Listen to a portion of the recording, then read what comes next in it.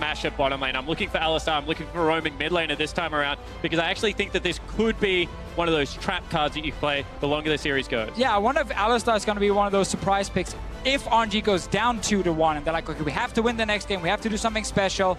For now, it is standard enough. Jace was banned blue side by RNG in the last game, and then we had Kennen being picked early. It is still an option for SKT to actually first pick the Kennen. And I wonder if Syndra is going to be banned on blue side again by SKT, because I think Faker is one of the best Syndra players in the world. For sure, it's a fantastic pick. And you can actually force the other team to ban it. But you are going to have to be willing to first pick it. Yes, you have to first pick it.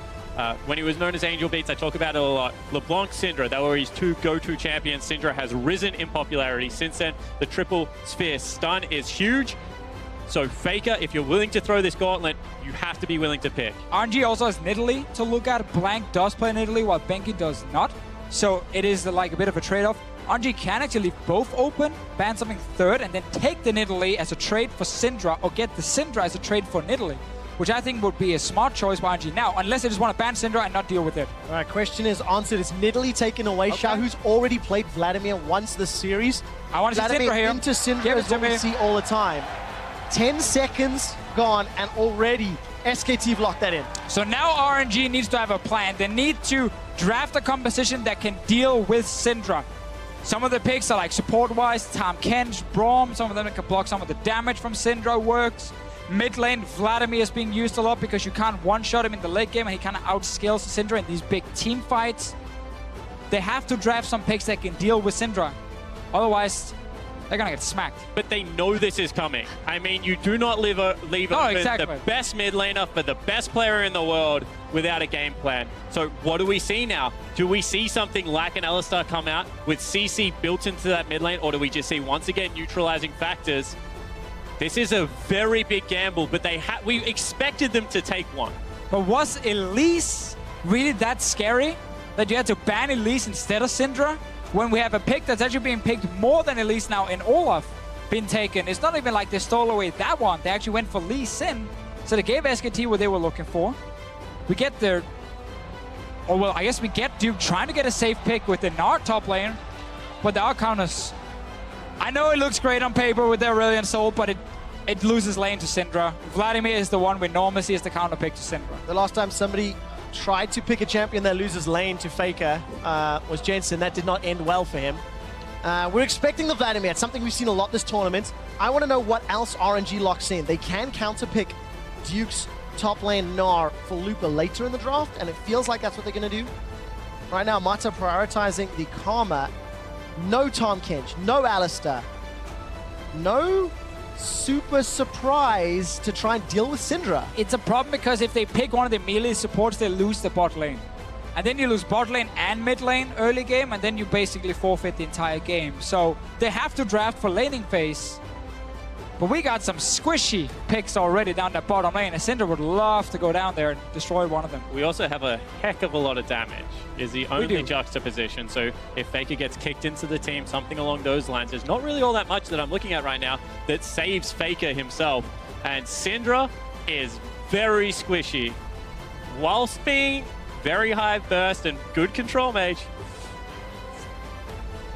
But SKT really said, like, they set themselves in a good spot here, getting either first pick Nidalee or first pick Syndra, and also they ban away Jace and Gnar from Looper and then go, sorry, Jace and Kennen from Looper and go with the Gnar. Normally you see Kennen into Gnar as a really good matchup for Kennen. A lot of these carry picks are now being banned away. If he does go Rumble, yes, Rumble can do more than fine versus Gnar, but Gnar gets like a Hex String and just try and farm it out and do nothing else for the first 20 minutes. Let's find out if Lupa locks it in. It will be locked in. So for the third time this tournament, Lupa plays Rumble. 1 win, 1 loss under his belt. SK Telecom have got a very quick 1-2 punch type of team composition. Early in mid-game, Syndra and Gnar and Olaf going to do so well. Mid-game, Ezreal takes off. RNG, no room for error. I like nothing about RNG's comp. Heading into Worlds, SKT has probably got the best composition, bar Olaf, which has risen in popularity as World has continued. But every other position, that is A or S tier at the moment. Yeah, it is really, really scary to see Faker gets Syndra, and then blank on Olaf, so you have two of the strongest early game picks. In a 2v2 versus Vladimir Lee Sin, it goes so heavy in SKT's favor that RNG won't even think about taking that fight in the first place. Lee Sin also without... Correct you really quick. Shouldn't, yeah. They might take it anyway, but also like Lee Sin is so good if you have a pushing mid laner yourself. They don't. Vladimir's gonna get pushed to his tower. So a lot of these picks are super, super risky from RNG, and they risk getting completely snowballed on. But RNG have a pushing top laner. MLXG maybe shows his face to help out Lupa. Lee Sin plus Rumble is a scary combination. Royal never give up, lost game 2 in the series in pretty convincing fashion from very, very poor, unforgivable early game decision making. They can't afford to do it again. And honestly, when you have a look at a composition like this that is 0 tanks, this is an execution-based team comp. And RNG has shown that they can either do that or they can fall flat on their face. Let's find out. Chicago, this is for a spot in New York City. Put your hands together for game 3 of SK Telecom versus Royal Never Give Up.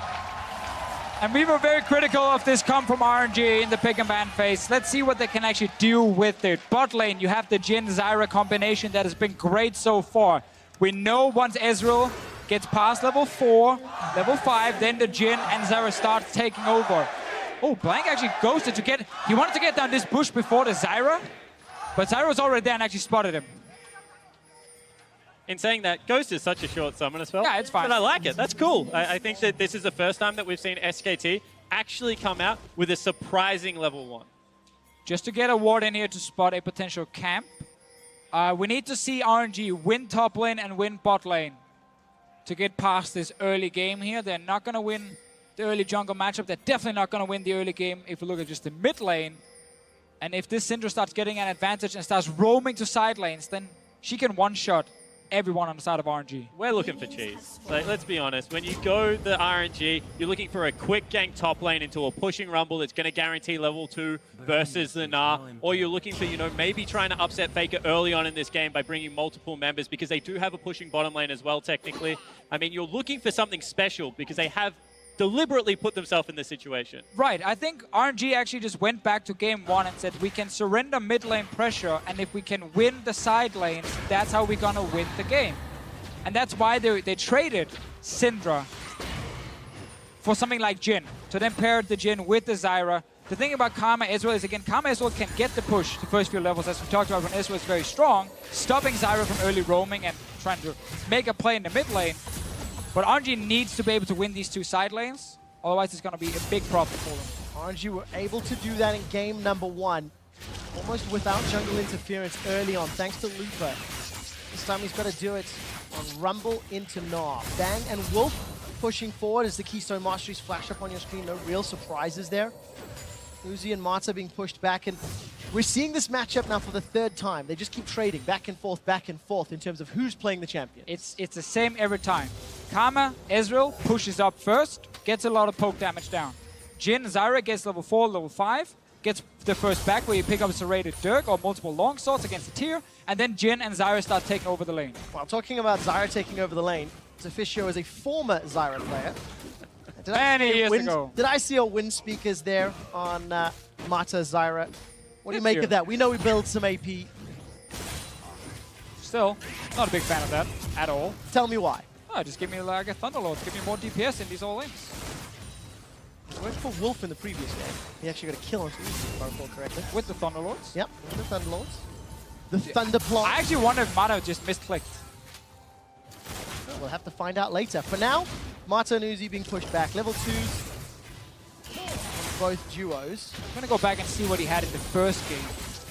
I'm actually watching the junglers right now because you saw actually a red to blue start for the Lee Sin. This is the 2nd time we've actually seen MLXG value the experience of blue and not give it over to the Vladimir, who really doesn't need it. And both junglers has ended up on the top side of the map going for very quick clears. And that means that Lee Sin will hit level 6 early on in this game. Yeah, seems to be the case. Lupa is about to spot out Blank. Deficio, I have heard from our stats benders that Mata did take Thunderlords in game 1, so we'll have to find out why. Xiaohu gets caught up by a Dark Sphere. I think Mata misclicked. That could be problematic. And that is what happened there. Anyway, top lane, Looper gets the pushes we talked about. This is again why RNG tried to draft around the Syndra a little bit, remove junglers instead, try and give Looper a good matchup, trying to get a good matchup after first back in bot lane and then win that way. It is risky though, and we can see Faker roam later on in this game to these side lanes. Gonna have the option to do so. Ghost and Flash looking down the line. Mata again, Flash Ignite on his Zyra. Could be problematic once Blank starts jumping in or Faker starts throwing down that unleashed power. Flash forward from Mata. Bang gets rooted. He follows up with a Flash. Wolf is able to sidestep the Sonic Wave. Now no Flash on Bang's Ezreal. That was a huge all-in coming out of RNG, and Bang is good enough to avoid it. I mean, doesn't hesitate on burning the summoner spells. That really was a big all-in, looking for that advantage we keep talking about. Exactly. That was MLXG putting focus on bottom lane. He knows he can't really gank the mid lane before he's level 6 on this Lee Sin. Tried to get an advantage. That's 2 summoners down. See if they can actually follow it up. We still know that first bag is important for RNG.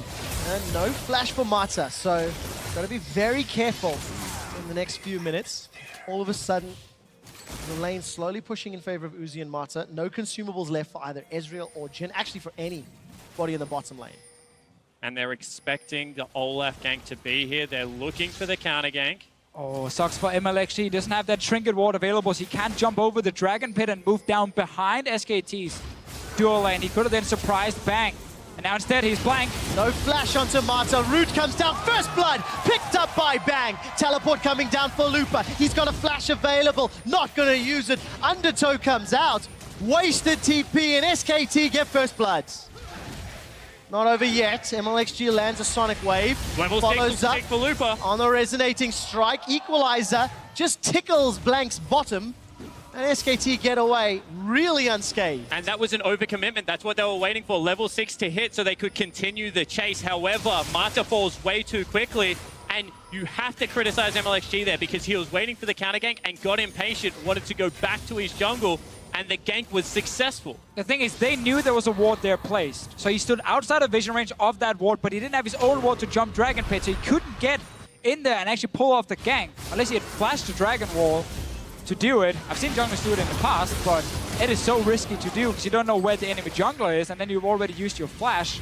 And that suddenly means Blank sneaks in, no flash Zyra, and instantly they pick up a kill. And we're in the replay now after Lupa's already joined. We're just looking at him and laughing at him. Yeah, and this is where MLXG gets the call. I can actually turn, I have equalizer, but ultimately it's not enough. And the biggest thing about this is that Lupa was pushing in top lane, should have had a really nice first back and should have had pressure into Duke. Now he doesn't have that. And that's the important thing, because this hurts RNG in 2 lanes, not just 1 lane. It's not just the bottom lane getting slightly behind, it's also top lane now. And this comp had to win these side lanes to get past this early to mid game. RNG did not do that. Minus 800 gold. Xiaohu's been doing relatively well in this mid lane, even on CS. Got the Spectre's Cowl. Mata gets jumped on, still no flash available, gets a root onto Bang at least. Mata continues to run away. Gets locked down by Wolf, and luckily, Uzi was close enough. And RNG once again playing from behind. One thing to Lupa's credit, very, very early on that TP. Unfortunately, the fight didn't last long enough for it to complete and for him to have an impact. And we'll see just how RNG plan to come back in. Faker gets a very good scat of the week, stuns up Xiaohu. Gonna keep an eye on to Blank. Nah comes up by Duke. He throws Lupa backwards, very early flash. Undertow into Undertow. This should be a kill. Just gets run down. It's a matter of time.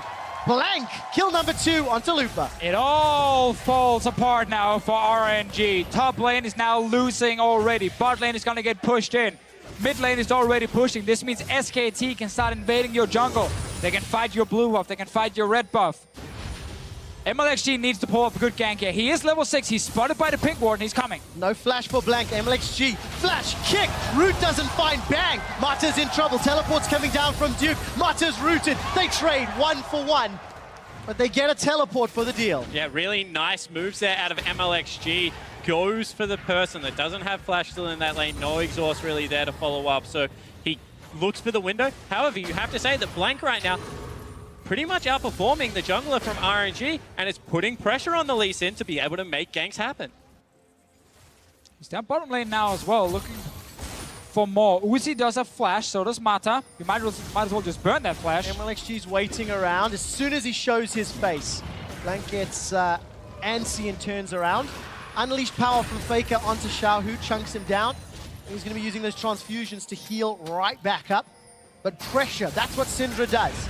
All right, curtain call. First shot goes wide. Uzi fires the second, the third, the fourth, but it's MLXG that goes down. Now it's falling apart. RNG is just forcing time and time again where they do not have to. You can see that they're getting very antsy with the plays. And SKT, they are just so good at punishing these mistakes. You cannot afford to make them in the early game. Now you get the invade on blue buff easier than SKT expected because obviously MLXG is dead. Blank was just sitting near that pink ward down the tri-bush. MLXG went aggressive after Blank had already been bot lane. He was actually just bot lane, walked out of the bottom lane. If you look at his replay, he walks out, he's at that pink ward, and then he's like, oh, okay, MLXG is not going aggressive. Fine, I'll rejoin. And you can see, this is actually really clutch out of Wolf. He empowers the W, baits you in. You think that he has less health. He still has exhaust available. I mean, everything there is just set up so crisply. However, the play shouldn't exist from RNG. That's an outright force, and they shouldn't have to make those plays. And gentlemen, going to go back to pick some mans where we said RNG shouldn't play hyper-aggressive, shouldn't look for some fights. And that's exactly what they did. Two-shot barrage to clear the wave. Equalizer was used up top as Lupa returns to lane. I mean, that's the thing. I don't mind them playing aggressive once they had a good first back to the bottom lane, picked up some items against the tier, then start playing aggressive around bottom side. But they already gave up kills before that, making it even harder. They are doing the correct thing technically in focusing bottom lane because they needed that lane to win, to take that early bot lane tower and actually start snowballing the game. Because now we're getting into this mid-game point, the Syndra is going to look for some of these squishies and just one-shot them every single time. And late game, you have tanks on SKT and you have no tanks on RNG. I'll give some credit to RNG. They steal away that Cloud Drake uncontested. Duke is about to gnaw out, throws Looper against the wall, stuns him with the wallop, crunches down, looks for more, one last auto. Duke solos Looper and says, game one sends my regards. Beautiful play out of Duke. Hides in the second brush, has the first brush warded, knows that Looper wants to go aggressive. Once he's in overheat range, he just punishes. And this is what Duke should be able to do. He is a great 1v1 top laner. Dum dum dum dum dum dum Blank! Ah, Blank into the axe into the wall. He pulled the undertow short.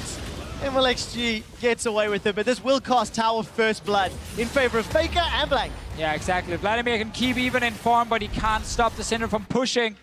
We get to see top lane 1v1 again. And look, he's just waiting for the window where he can go in because he knows the next couple of scrap shields are going to force the overheat. Looper, with no flash, with no ultimate available, has absolutely nowhere to go and gets crushed.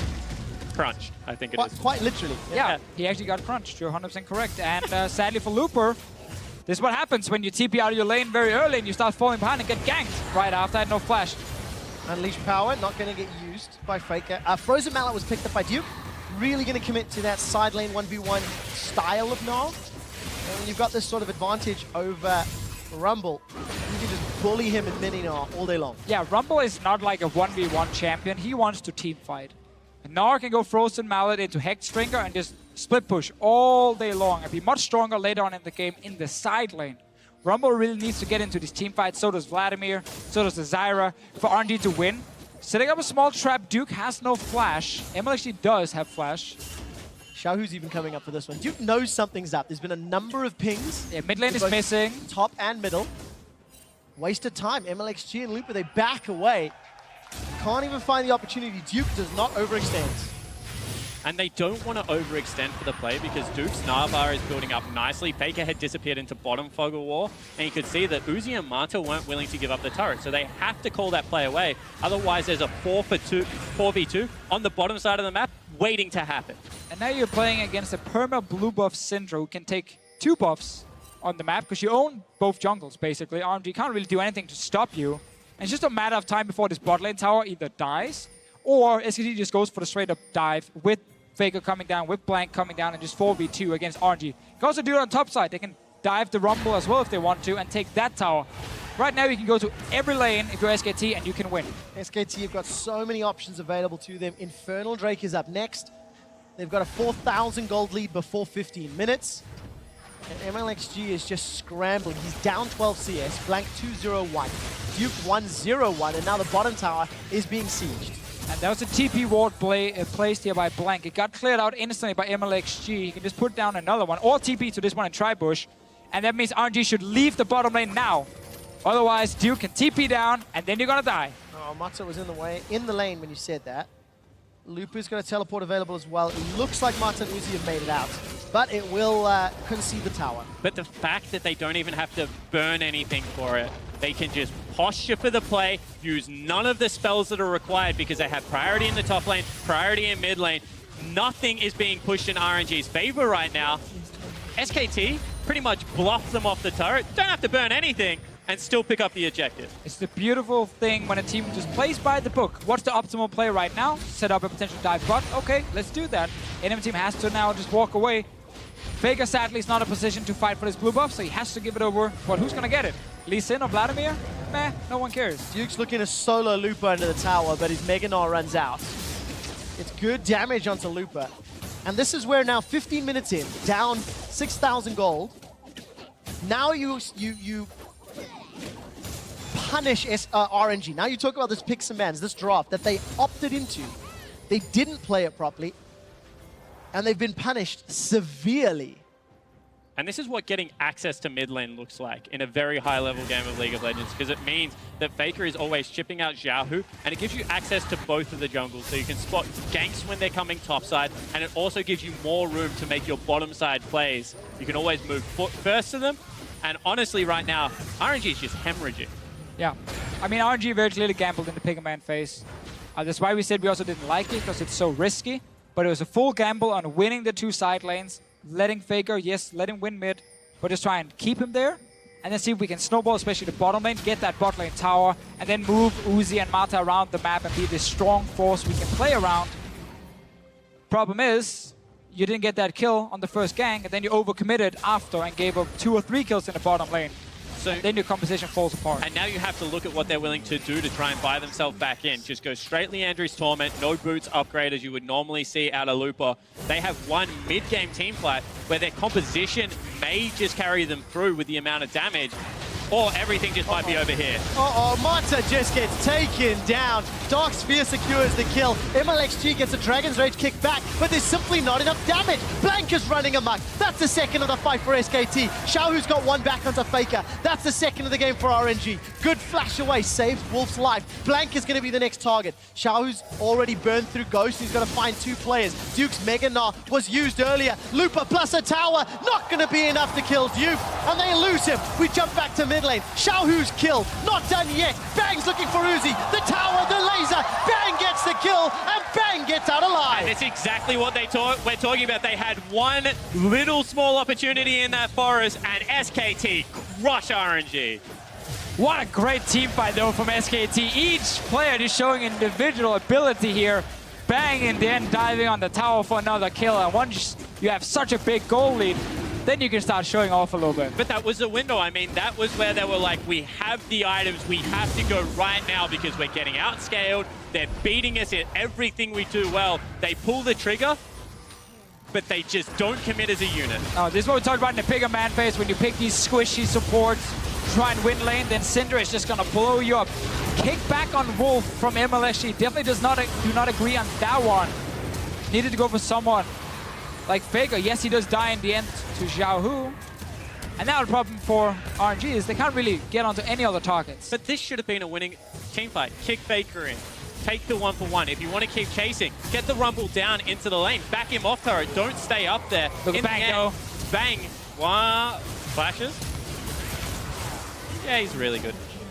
But this should have been so much better out of RNG, and SKT find them wanting right now. I want to see that spawn picture on Twitter now when you're like, oh, Bang's Israel. Very good. Thumbs up. Where was he on the top 20 list? I think he was number 5 or 6. Number 6. Number 6. I believe. Yeah, showing his worth. Wolf is going to get jumped on here. Kick back by MLXG. There's going to be a lot of damage to follow up. We just need 13 more of those the LPL region right now. One thing I've noticed today, Let's see it after him. This is probably not gonna... Oh, actually... Xiaohu's looking for more. Sanguine Pool under the tower. RNG are going very aggressive for this. Xiaohu's taking a lot of damage. Equalizer thrown down into the mid lane. Blank and Faker make it out alive. RNG got a minion wave to work with, but look top. Duke is sieging, pushing down the tower. Bang has now joined the rest of SKT in the mid lane. There's not enough damage. Uzi's looking to zone away Bang. A lot of damage. Faker kills MLXG. That's the early game damage of Syndra. Looper's running for his life, overheating. Scrap Heap shield's gonna come back up, get a little bit of movement speed. Turn back around for a second or two. I'm not sure you want this fight, fam. Looper's gonna be in trouble. Manages to escape. In comes Zyra. Root onto Blank. The fight's not over. Overheating for Looper. That's the shutdown goal. Small advantage, but he gets dropped by the True Shot Barrage. Faker gets another. Secured with Scatter the Weak, and SKT get a tower. RNG, they try it again. They know you just have to go all in for some fights here in the mid game to try and win. They don't have to wave clear to just stall the game another 20 minutes. Sadly for them, it backfired once more. However, this is an RNG playing towards their tendencies. They don't lose gracefully. I mean, they're just throwing the kitchen sink time and time again. They're looking for that little lapse in concentration that can sometimes happen, but never against a team that is as good as SKT, and trying to punish a mistake that just isn't there. And in fact, is making them make the errors over and over again. But if you're RNG at this point, you don't actually care about losing more fights, because you know the game is already way out of hand for you. So they're trying to push up mid. Would actually have loved to see Lupo use ulti towards Faker, but instead MLXG gets stunned, one-shotted, and now the chase is on. That's rough, and you can see time and time again, they're like, we have to turn this. It's still only a 3v4. Uzi's like, I want nothing to do with it whatsoever. Skartler is not even helping. He's running away from the fight, watching all these people die. Mata's like, I've got them this time. They do pick up one, but it costs them two. Shut down. Classic SKT move. Let the jungler die. Let the rest clean up instead. They pick up some more kills. Wolf is even joining in the end. But if you think this is over, like, think again. They're just going to continually group aside. It's all they can do. Just keep trying to fight. Well, as we come out of that replay, gentlemen, that was the second time that Royal Never Give Up have given up and make a huge gold lead at 20 minutes. I'll get to that in a second because here's the fight. Mata gets stunned out. He's going to get dropped. Unleash power from Faker. Equalizer on the mid lane. Gets dropped by Lupa. He's overheating. They get a kill into Faker but lose the entire team. 4 for 1. Only Uzi stays alive, fighting from the jungle. I talked about it in Champion Select. Syndra, very immobile, easy to blow up in team fights. The problem is she killed about 3 people before she went down this time around, and that just means that now with a 13,000 gold lead, SKT take everything. Definitely take the Baron. Take the kills. Take the gold, take the towers. Take the wife, they take all of it, man. Absolutely everything. SK Telecom are just moments away from closing out Game 3 of the series. Here's a replay of that fight. Yeah, off that fight here. SKT diving on. Let's see actually what happens. So Mata gets stunned, goes down, but does get off a good ulti. Knocks up Faker without any flash for just a few more seconds. Equalizer hits, but you got Locket already. You're really far behind in levels, so the shielding really matters now. You just don't have the damage to take down Faker fast enough. So I was saying it just before that fight broke out. Last week, Royal Never Give Up got smashed by Samsung Galaxy. They conceded the largest gold lead of Worlds. This game was 300 gold short of that record. They got smashed again, and that's just to go to what Spawn was saying. RNG either steamroll ahead and win, or steamroll down a hill and lose. Either way, they're steamrolling. Yeah, 100%, and this is the dynamic style of League of Legends that has made them so successful, yet polarizing, even within the LPL region. And this style of League of Legends that SKT plays, that is near flawless, you have to play multiple stages of the game against them and have a game plan every single time, is why RNG are going to struggle to match. Well, Xiaohu's going to get rooted down in place. Very good Deadly Flourish. Flame Splitter comes out, Electro Harpoons. 5-man stack, and it's Uzi that gets the kill credit. I've noticed in this series here, whenever we really praise one team, they make a mistake right after. Second time we praise SKT and Wolf dies instantly. So you're saying it's our fault? I think we're constantly cursing the players and jinxing what's happening. It's a thing. The caster curse is very, very real. It is legit. Well, flash away from Lupa. He's being run down, this time by Bang. Lupa has been soloed by multiple members of SK Telecom this game. True Shot Barrage doesn't find a target. Bang's going to be sad about that one, but Duke now going toe-to-toe with Xiaohu. Black Cleaver and Frozen Mallet, not the tankiest. He didn't even care about Hexstring. He was like, nah, I don't need any sort of magic resist right now, or a little magic shield. Did go for magic resist later, once he had his Frozen Mallet, and some more damage with the Black Cleaver, so his build is perfectly fine, especially when you're this far ahead. Let's remember that Looper TP'd down to that bottom lane and kind of handed over the lane to Duke, and then got ganked after to make it even worse for Looper, and it's been a tough game for all of RNG. Whoa! That's a good kick onto Bang! They're gonna find him! Shut down! But it's at the cost of MLXG's life. Xiaohu's using the Sanguine Pool. Emo Plague! Not gonna kill Faker! It does! Blows up on the back end. The damage pops him down. Lupus throws down the Flame Spitter. Fighting in the base though. Some minions pushing onto the Nexus turret. Duke's doing the best that he can. Looper forced to back away with the rest of Royal Never Give Up. 2 for 2, but the base is now in shambles. Royal just keep coming at him time and time again. They really want these team fights. However, Duke just stays at home, does the right thing. SKT playing slow, methodical League of Legends. Well, RNG did defend the Nexus turret. It's gonna get some HP back as well. And they got a few more kills in a fight. It is small victories for RNG. They might need 20 more of those. And let's talk about those victories, because the longer this game goes, the more you get to reset your mentality. You get to think about what you want to do next game. This is actually just individually stunning. Able to get in there, ward hop, flash kick. That's really nicely played. And that was kick flash, right? Yeah. Yeah, prime the kick, then flashed after. The follow-up damage comes in. I mean, this is what I like about Vladimir against Syndra is you can just dive her later on in the game and then you pull so you don't get one shot and you can take her down with you, at least. Problem is the rest of your team is really far behind as well. Like Xiaohu stayed even in farm for most of the early game and then started falling behind later, lost his mid tower as we expected. He's going for a kill on Bang. He is indeed. Curtain call not available. Xiaohu gonna back away. No True Shot Barrage for Bang. But I do honestly believe the longer this game goes, the easier it is to reset your mind as the RNG squad. You've been absolutely smashed in the early game. You made a bad teleport play. Now they're talking about, was it the draft? Can we gamble on it one more time? Was it the play that was specifically bad? Do we think that this team fighting, now that it's kind of into a late-ish game situation, is this good enough if we're on equal footing? There's all these scenarios that they can now run through as a team, as opposed to just being crushed in 23 minutes, as happened against Samsung Galaxy. And that's very important because RNG gets side selection in the next game.